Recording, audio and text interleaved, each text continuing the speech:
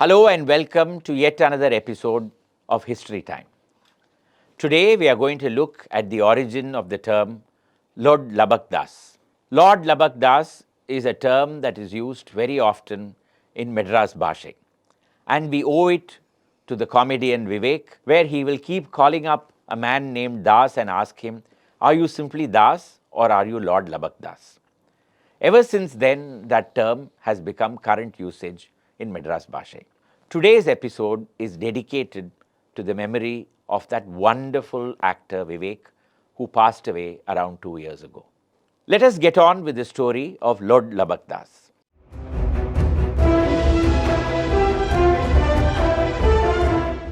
There may not have been a Lord Labak Das, but there has been and still is a family of Gujaratis in the city known as the Lord family, L-O-D-D. The Lord term is a family name, and they have been in South India for more than 400 years. They are part of the enterprising community of moneylenders, Gujaratis, Nagaratars, Telugu-speaking Arya Vaishya Chettis, Marwadis, Sindhis and others who went wherever a kingdom was established. And they were the people who ensured that commerce was conducted so that the city and the kingdom prospered. Today, when we need money, we go to an ATM, we conduct transactions online. But at a time when none of this existed, we needed people like these to ensure that money remained in circulation. The term for most of these people was sahukar. They lent money on interest and conducted other businesses. One such family was the Lord family.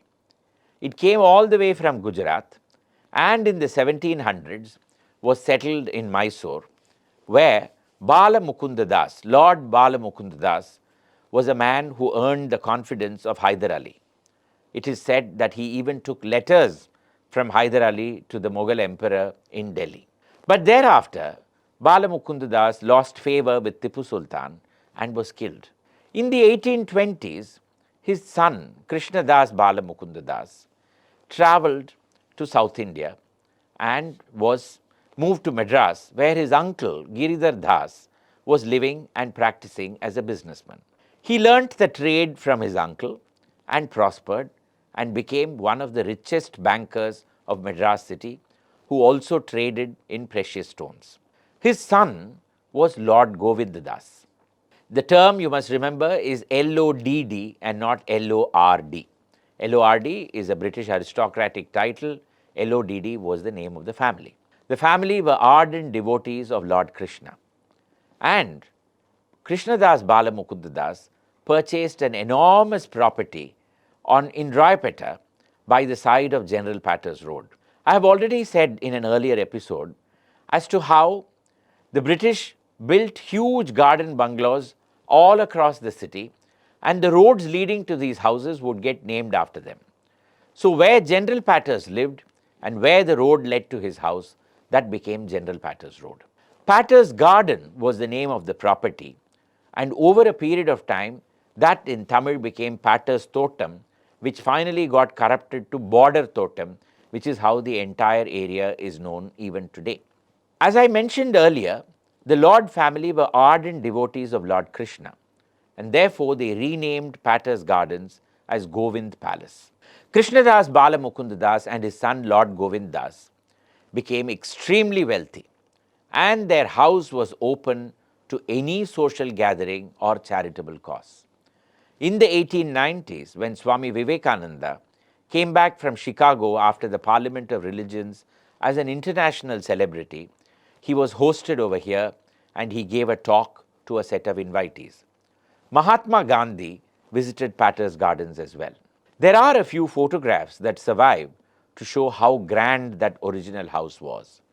In the 1890s, the Congress party held one of its All India sessions in the premises. And subsequently, in the 1930s, the family would donate a part of its property to enable the construction of the Congress headquarters in Madras city. That building is known as Satyamurthy Bhavan even today and stands on General Patters Road. Patters Gardens does not exist, but its garden at one time was known for several other events. One of them was the Music Academy's annual conference of 1937. At that time, the Music Academy did not have its vast auditorium, and it went from place to place every year. In 1937, this was where it conducted its annual conference. The Lord family were very generous donors to all kinds of charitable causes. The Chennapuri Annadana Samajam in Nainiyapanayakan Street, Georgetown, owes its building to the munificence of Lord Krishnadas Balamukundadas. Similarly, the Madras University received donations to enable the giving out of gold medals for several students who stood first in various disciplines. If Patter's Gardens or Govind Palace stood on the southern side of Mount Road, on the northern side, the family owned an enormous property that was once a palace that belonged to the Nawabs of Arcot. This was known as Umda Bagh. When the family got to know that a Muslim educational institution was looking for land to purchase and build a school, they gave that entire property at practically throwaway prices. Even today, the Madrasa-e-Azam functions from that land on the northern side of Mount Road. This then was the Lord family. Owing to their generosity, lots of stories, some true, some false, began to circulate in the city. One of them was about the name Lord itself. People said that this was a family that gave laddus to everybody who came to the Aravati Mover festival of the Kapalishwara temple, and that is how they got the name Lord Govindadas.